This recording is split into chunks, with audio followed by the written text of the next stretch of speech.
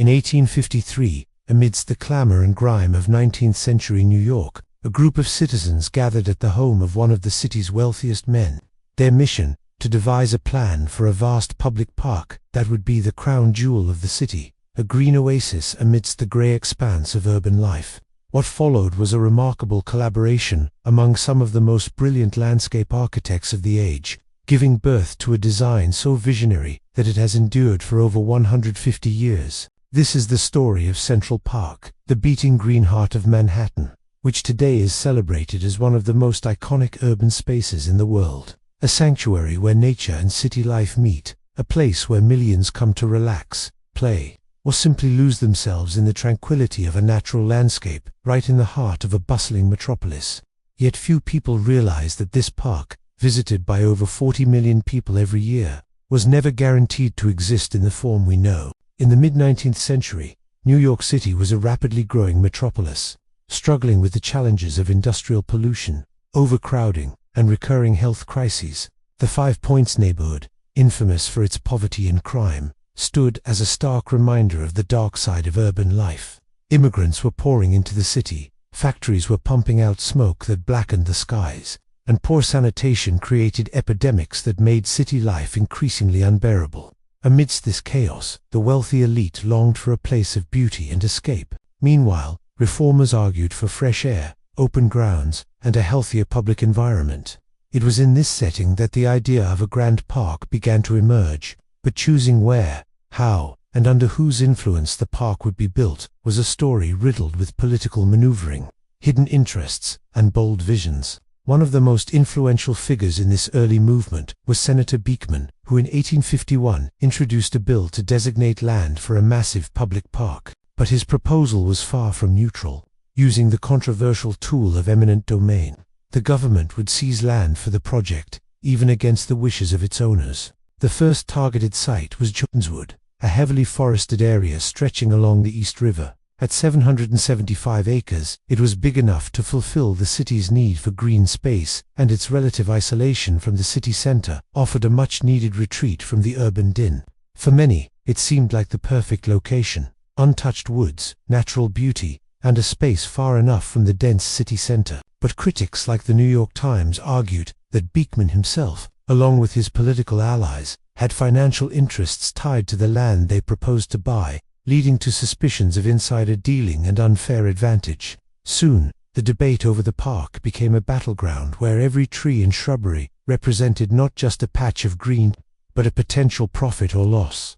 With each passing day, Beekman found himself in a tighter corner. Public opinion, once favorable, started to turn against him. Demonstrations and petitions gained momentum, forcing Beekman to address the controversy head. In a desperate attempt to regain control of the narrative, he invited his critics on a tour of the very land he had been accused of trying to manipulate for personal gain. But as the party approached Joneswood, disaster struck. A sudden downpour turned the forest floor into a muddy mess, ruining the carefully orchestrated presentation. To make matters worse, Beekman's party was waylaid by angry protesters. The peaceful stroll soon degenerated into a chaotic scene, leaving Beekman's reputation in tatters. Back in the city, the press gleefully recounted the senator's humiliation. Newspapers like the New York Tribune ran headlines that read, "Beekman's park bill goes to the dogs," underscoring the turn in public sentiment. This humiliating episode marked a turning point in the battle over Joneswood. The incident revealed the depth of public distrust towards Beekman and his allies, making it clear that the park proposal had lost significant support. Facing intense pressure, and with his credibility on the line, Beekman was forced to withdraw his proposal. The political fallout was swift and severe. Beekman's withdrawal from the park project also led to his defeat in the next election. As the dust settled over Joneswood, the future of the park project hung in the balance. Had this been the end, New York's landscape might have remained dotted with cramped streets and polluted waterways. But this was not the end. The dream of creating a central green oasis remained alive, and new plans emerged to acquire land more centrally located in Manhattan. And so the idea of Central Park, as we know it today, began to take shape. Yet this victory was not without a cost. The creation of the park resulted in the displacement of hundreds of working-class families, including free black communities and Irish immigrants. Their homes were demolished, their livelihoods disrupted, all in the name of progress and beautification. Central Park's idyllic image often overshadows this painful reality. But acknowledging this history allows us to see the park not just as a symbol of unity and beauty, but as a space born out of complex social dynamics and sacrifices. As the city acquired land for the park, excitement grew. People talked of boating on its lakes, picnicking on its lawns, and escaping the city's hustle and bustle within its bounds. But while the vision was enticing, the process was anything but smooth. Some landowners resisted eviction fiercely, leading to tense standoffs and legal battles that dragged on for months. Others saw the writing on the wall and cut their losses by selling their properties to the city. Through it all, the project moved forward, albeit slowly, shaped by the resistance and hopes of those affected by its construction. Once the land was secured, the real work began. The design of Central Park was nothing short of revolutionary, a masterpiece that has stood the test of time. Olmsted and Vaux, the landscape architects behind the project, aimed to create more than just a park. They wanted to build an experience, a journey through a variety of landscapes that would leave visitors awestruck and rejuvenated. Central Park was divided into 3 distinct sections. The first was the rich landscape, a meticulously designed area featuring rolling hills, picturesque lakes, and lush vegetation intended to evoke a sense of wild natural beauty. At the heart of this section lay the famous lake, serene and inviting, perfect for leisurely boat rides. Then came the more cultivated areas of the park, featuring formal gardens, geometric patterns, and a variety of trees and shrubs, offering a sense of order and symmetry. Finally, there was the pastoral landscape, characterized by open meadows, winding paths, and rustic bridges designed to create a bucolic atmosphere reminiscent of rural life. These sections were not merely aesthetic divisions, they offered a range of experiences catering to different tastes and preferences, ensuring that everyone could find a piece of Central Park that resonated with them. But this design was not just about aesthetics, it was deeply rooted in the philosophy of landscape ecology. Olmsted and Vaux believed that a truly great park should mimic the patterns and principles of natural ecosystems. They paid close attention to factors like soil quality, plant selection, and wildlife habitats, aiming to create an environment that was not only beautiful but also sustainable and resilient. They understood that a well-designed park could have profound effects on the mental and physical health of city dwellers.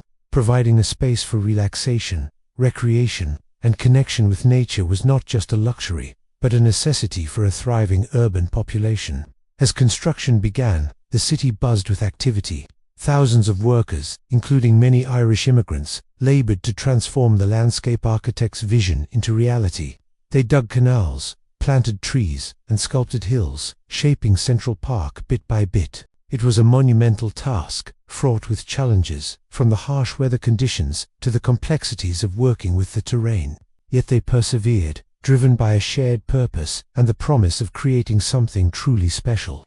Over the years, Central Park has grown and evolved, incorporating new attractions and adapting to changing times.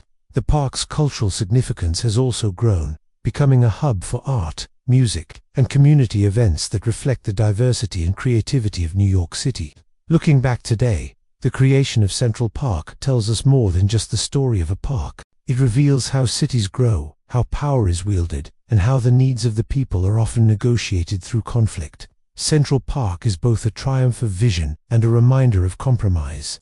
Without the urgency of 1850s crises, the ambition of figures like Beekman, or the struggles of those who resisted displacement, the park might never have existed. Its history is not just about nature preserved in the middle of a city, but about the choices, sacrifices, and determination that gave rise to one of the world's greatest public spaces.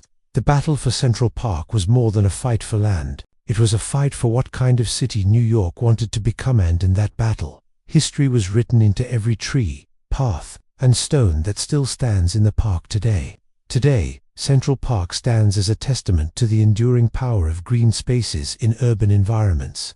Its impact on the city's physical and mental landscape has been immeasurable. The park has helped maintain property values, improved air quality, and provided countless opportunities for recreation and relaxation. But it's more than just a lung for the city. It's a cultural icon that has inspired generations of artists, writers, and filmmakers. From the iconic Bethesda Fountain to the Strawberry Fields Memorial to John Lennon, Central Park is filled with landmarks that have become part of the city's cultural fabric. The park's cultural significance is perhaps best exemplified by its annual events, like the Summerstage concert series and the Central Park Marathon. These events draw hundreds of thousands of people from around the world, cementing the park's status as a global cultural destination. And yet, despite its success, Central Park has not been immune to criticism. Some argue that the park's design, while beautiful, can feel isolating, cutting off parts of the city from the resources and green space they need. Others point to the lack of diversity in the park's flora and fauna, arguing that it does not reflect the rich biodiversity of the region. Still, these criticisms have not diminished the park's appeal. For millions of people, Central Park remains a place of tranquility and wonder, a place where one can escape the noise and chaos of the city and connect with nature and oneself. Perhaps the most fitting tribute to Central Park's enduring legacy can be found in the words of writer and urban activist Jane Jacobs.